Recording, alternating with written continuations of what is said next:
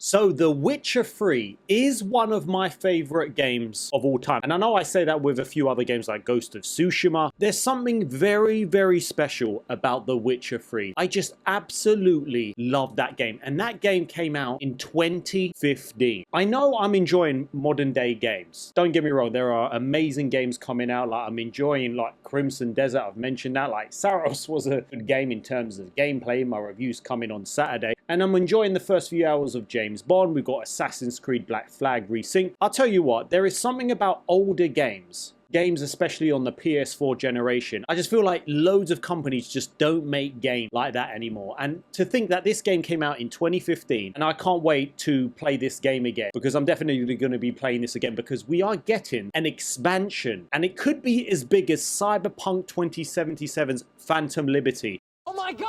Okay, it's happening. Everybody stay calm. What's the procedure, everyone? What's the procedure? Stay calm! Wait. Everybody calm down! And honestly, wow, I cannot wait for this. But it just shows you also how far maybe Witcher 4 is in the future. So if you do like these regular videos, make sure you hit the like button. We're trying to make it to 5,000 subscribers on this channel. Let's go. So as you can see here, The Witcher 3's New Songs of the Past expansion could be as big as Cyberpunk 2077's Phantom Liberty. And let's just take it back to when this game came out. 2015 this game came out. Yes, they did a PS5 upgrade with improvements to the graphics. I do believe there was some gameplay improvements. But overall, it's basically the same game. And it honestly holds up today. Like, the story was absolutely incredible, especially with Blood and Wine. That DLC was so freaking good. There were two DLCs, the Heart of something. I enjoyed that, but Blood and Wine was unbelievable, especially in that new area. Just the dialogue options. Yes, the gameplay, you could have said it was a bit clunky, but I loved it, utilizing Geralt's abilities. It was an epic journey, and I feel like I've only scratched the surface of that game, so I can't wait to dive back into that one. But this is such freaking good news for the Witcher fans. I cannot believe that this is happening. So CD Projekt Red has leaned into its definition of what an expansion is. So the Polish developer has talked up and also commented on by Idris Elba into the lead up of Cyberpunk's Phantom Liberty. Now with Songs of the Past, Elba says he's doing rounds again, as the description is also applied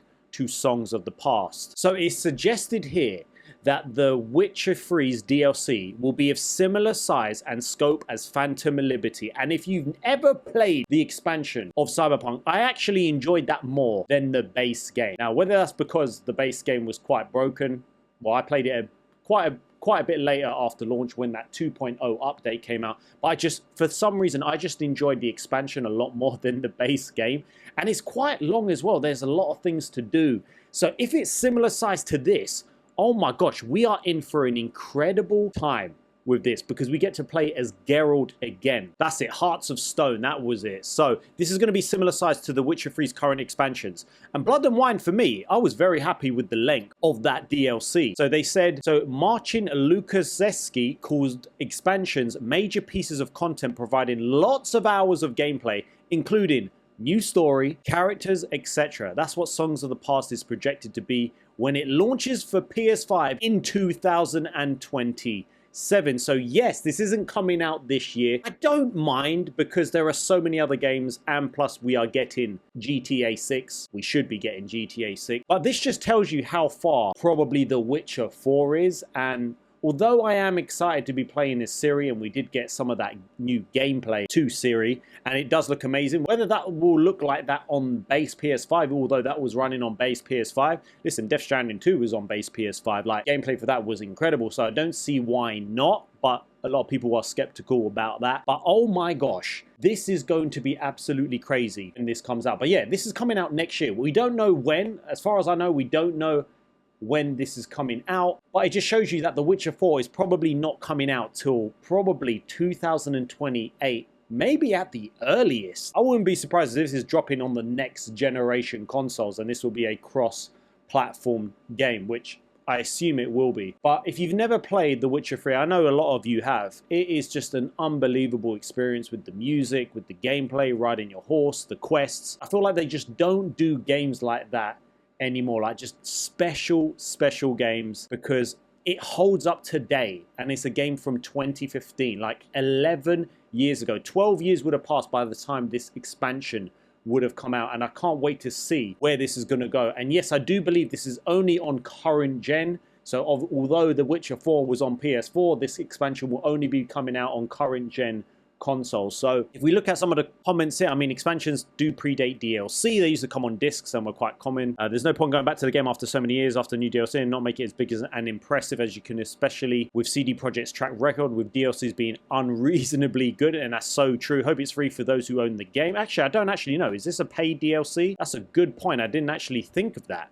So it goes on to say it will return players to the role of legendary monster Geralt, a brand new adventure. And obviously, as we know, they're also making a Witcher 1 remake. Never played Witcher 1, never played Witcher 2, and obviously I've just started off playing Witcher 3. And I think there's a lot of people the same as me where they haven't played the first 2 games. So are you excited by the prospect of another 20 hours of The Witcher 3? Yes, I freaking am. Like, let's be honest. I'm not just going to be spending 20 hours because I'm going to be playing the game again. Maybe end of the year or maybe well after GTA 6, I'm going to dive back into another playthrough of The Witcher 3. But this is freaking exciting. I cannot wait to hear more about this DLC because it's special. It's special. It's just a shame that they ruined the series because my gosh, Henry Cavill's such a passionate gamer. I know he likes PC. He doesn't like console, he prefers PC. That's cool. I still like him. But he was killing it in the role as Geralt. And it's just a shame what they've done with that because I gave up after season. I think I started watching season 2 and then I realized, why is he not in it that much? Because they tried to make him a secondary character. So I thought, you know what? I ain't watching this no more. But what do you think about The Witcher 3's new Songs of the Past expansion? I am so excited. I cannot wait to dive back into this game. If there was no games coming out, I would easily get back into Witcher 3, 100%. So, yeah, drop your thoughts in the comments and let me know.